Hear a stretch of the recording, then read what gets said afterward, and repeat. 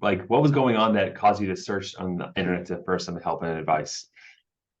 Well, my wife, whose name is Amanda, and I we've been back and forth over the years, up, down, like some, relationships go, and we were just sort of at a crossroads, self-sabotaging. So what I was doing was a lot of drinking and feeling sorry for myself and kind of playing the victim card. And I just pushed it to a point early in August where it was done. And I could tell the flavor of all of it. It was done. She was moving on.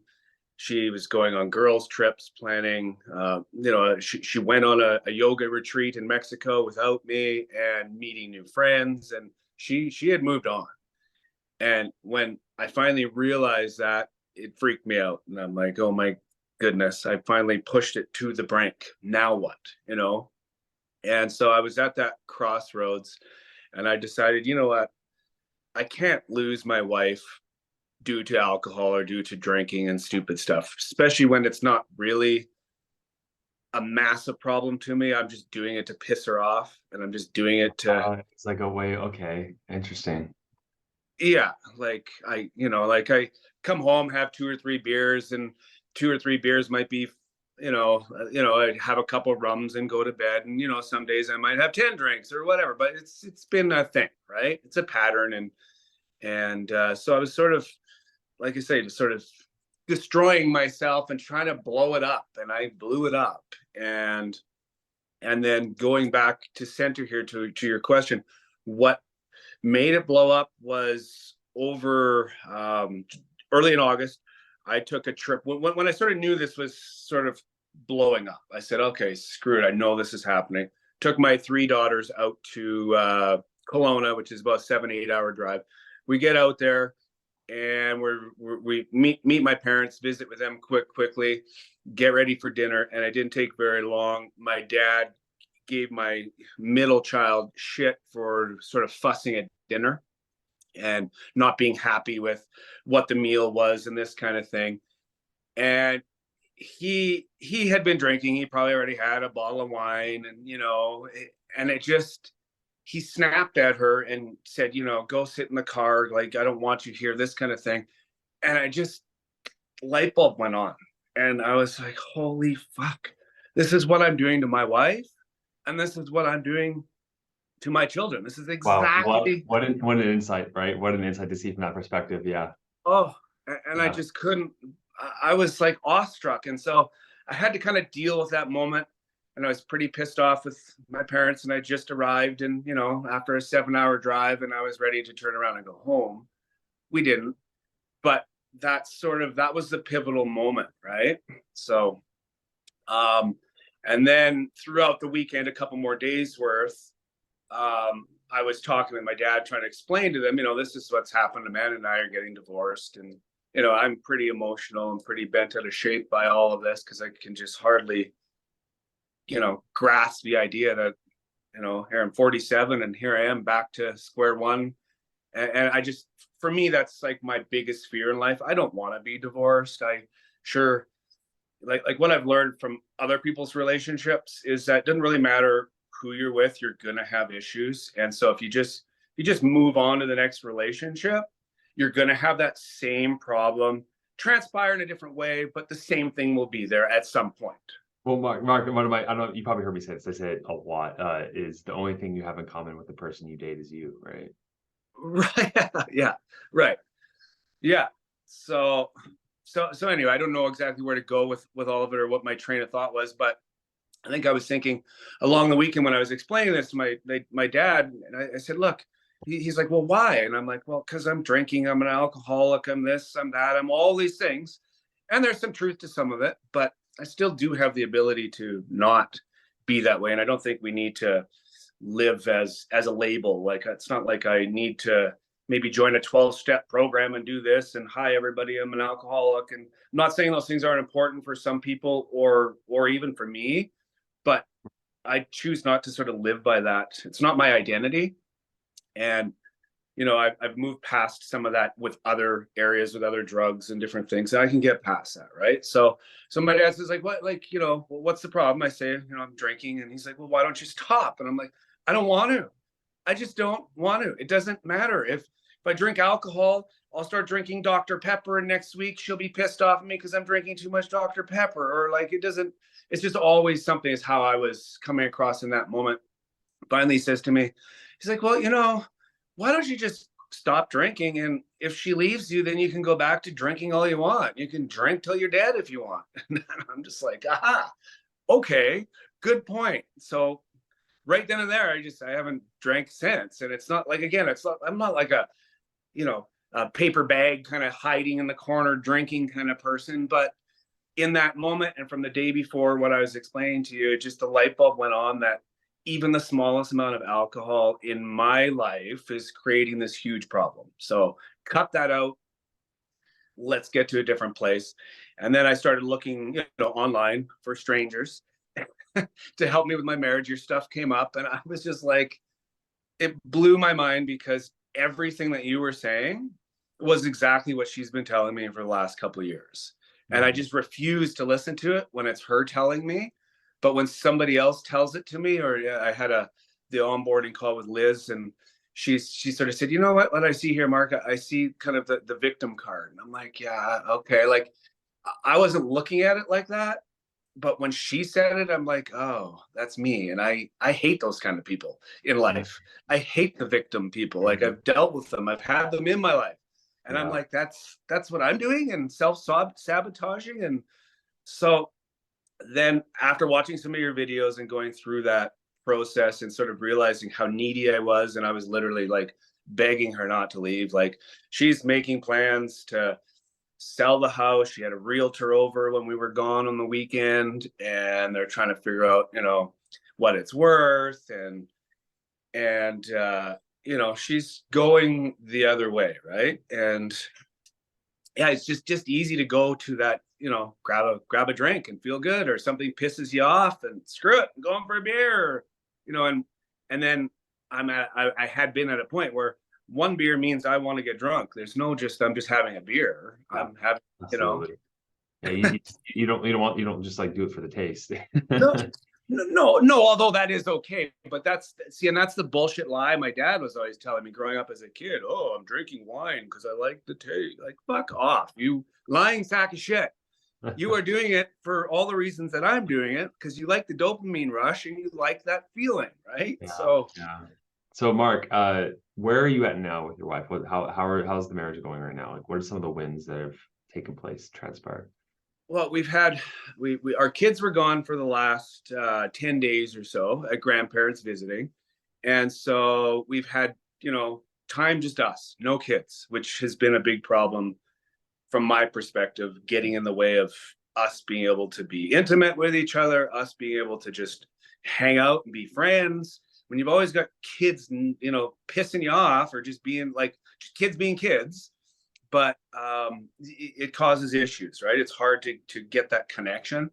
So we had a nice date night, nice dinner, and we talked through some things. And we hadn't really been together intimately for 6 months or so, and it's just so since the program 3 weeks ago that I started, that's changed. We're done that. We've been intimate 2 or 3 times together. Wait, it's only been 3 weeks and you guys have been intimate after 6 months? How did that happen? What did you do that allowed that?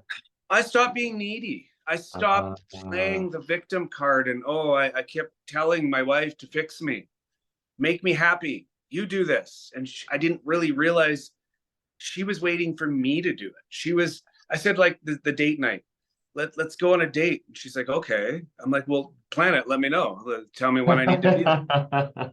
Like, and I didn't realize that she literally was waiting for me to make the reservation and the call. Right. And so I flipped that switch.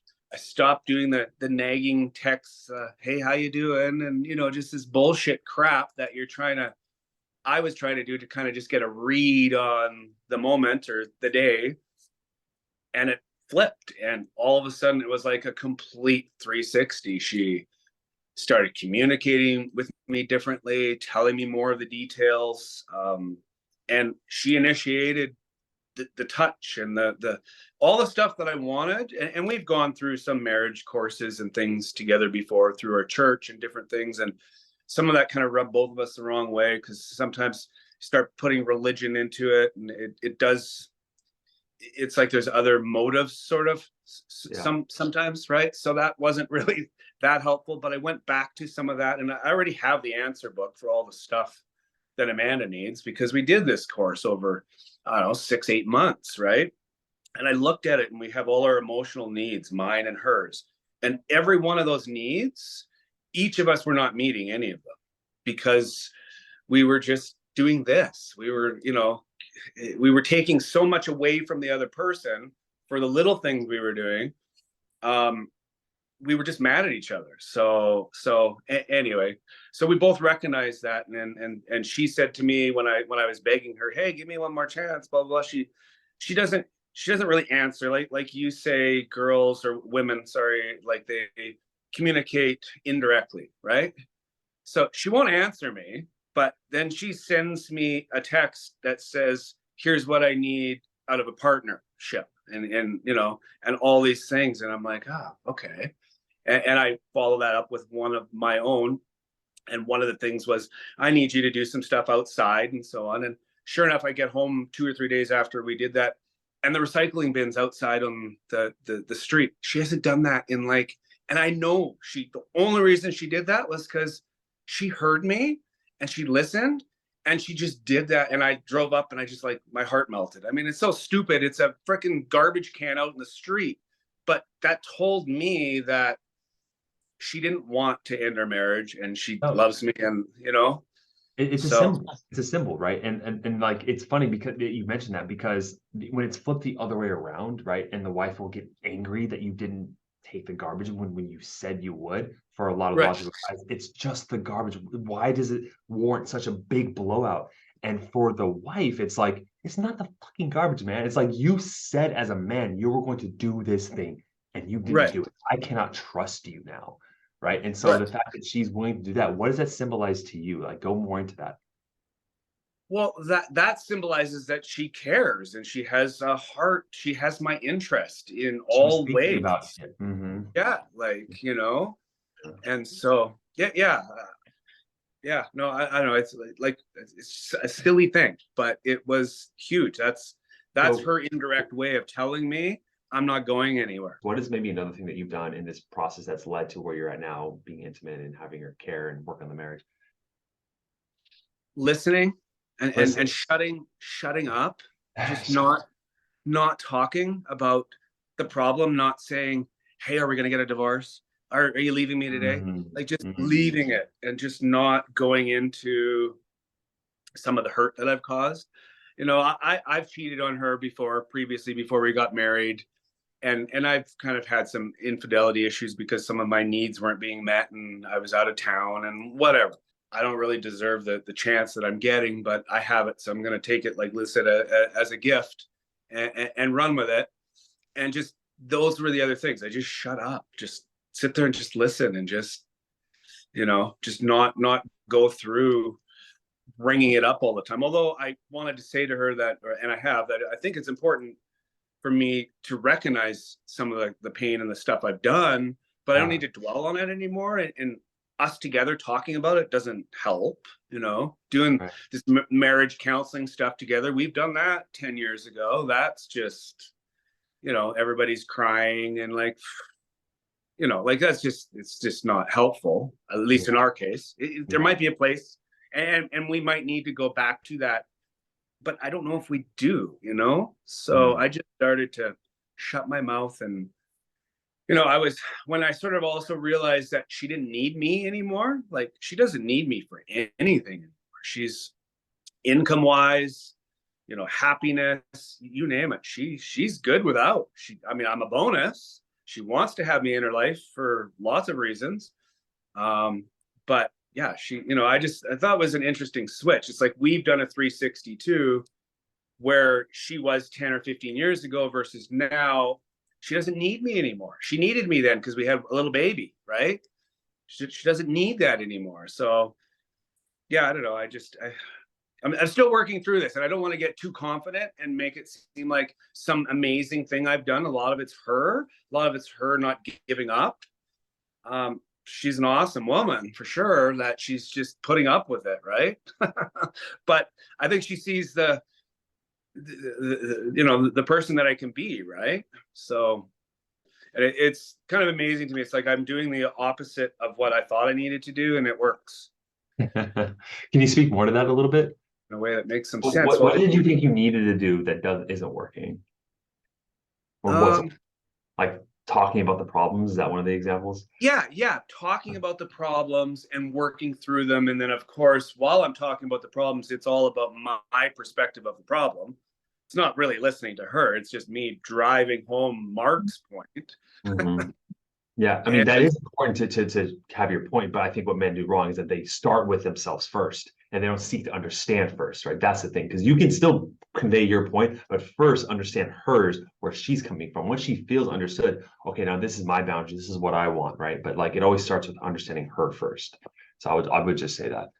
right, and I would agree, because that's what she says. I'm the most selfish person she knows. It's always just about me, and Mhm. I'm like, what are you talking about? I don't see it that way, but okay, fine. It probably is.